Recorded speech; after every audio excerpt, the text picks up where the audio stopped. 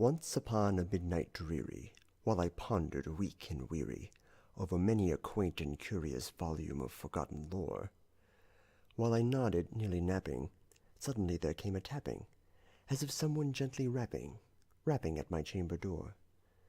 "'Tis some visitor," I muttered, tapping at my chamber door. "Only this, and nothing more." Ah, distinctly I remember, it was in the bleak December, and each separate dying ember wrought its ghost upon the floor. Eagerly I wished the morrow, vainly I had sought to borrow from my books surcease of sorrow, sorrow for the lost Lenore, for the rare and radiant maiden whom the angels name Lenore, nameless here forevermore.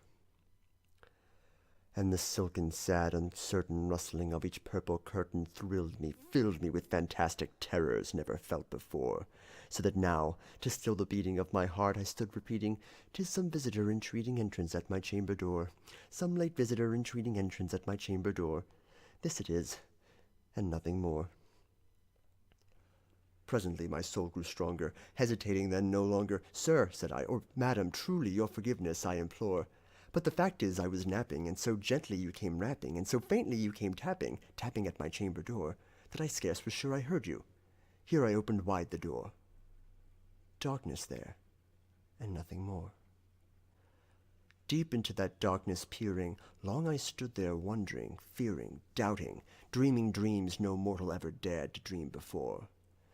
But the silence was unbroken, and the stillness gave no token, and the only word there spoken was the whispered word, "Lenore?"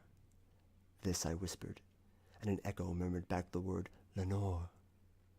Merely this, and nothing more.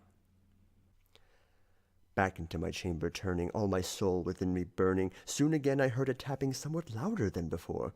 "Surely," said I, "surely that is something at my window lattice. Let me see then what thereat is, and this mystery explore. Let my heart beat still a moment, and this mystery explore. 'Tis the wind, and nothing more."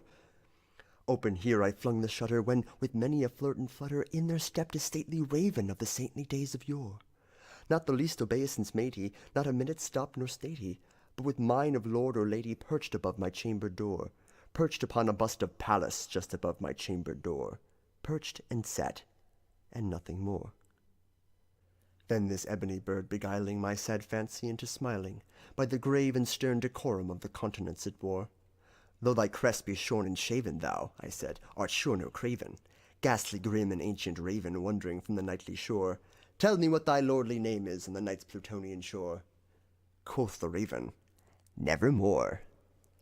Much I marvel this ungainly fowl to hear discourse so plainly, though its answer little meaning, little relevancy bore, for we cannot help agreeing that no living human being ever yet was blessed with seeing bird above his chamber door, bird or beast upon the sculptured bust above his chamber door, with such name as Nevermore.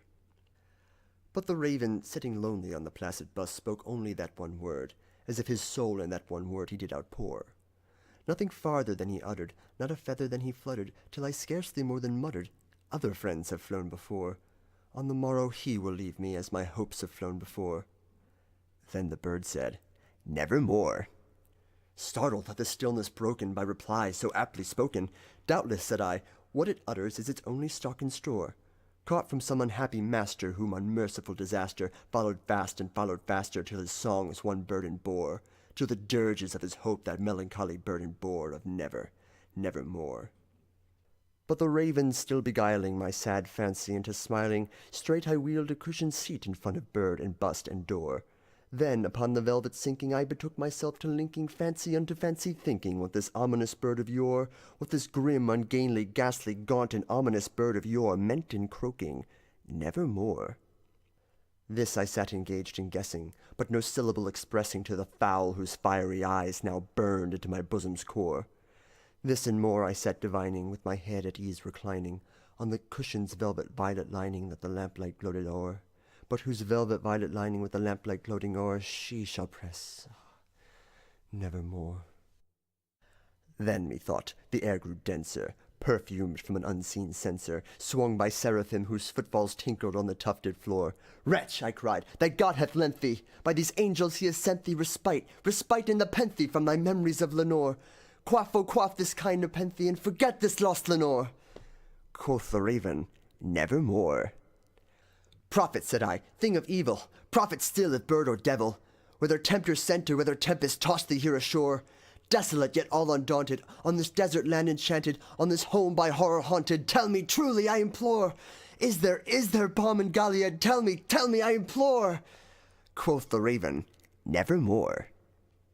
Prophet, said I, thing of evil, prophet still if bird or devil, by that heaven that bends above us, by that God we both adore, tell this soul with sorrow laden, if within the distant Aidenn it shall clasp a sainted maiden whom the angels name Lenore, clasp a rare and radiant maiden whom the angels name Lenore.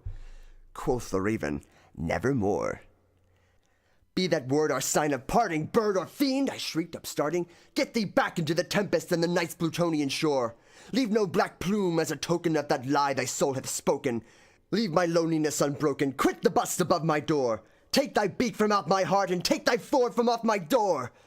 Quoth the raven, nevermore. And the raven, never flitting, still is sitting, on the pallid bust of Pallas just above my chamber door.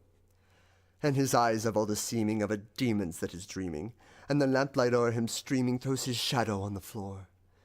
And my soul from out that shadow that lies floating on the floor shall be lifted nevermore.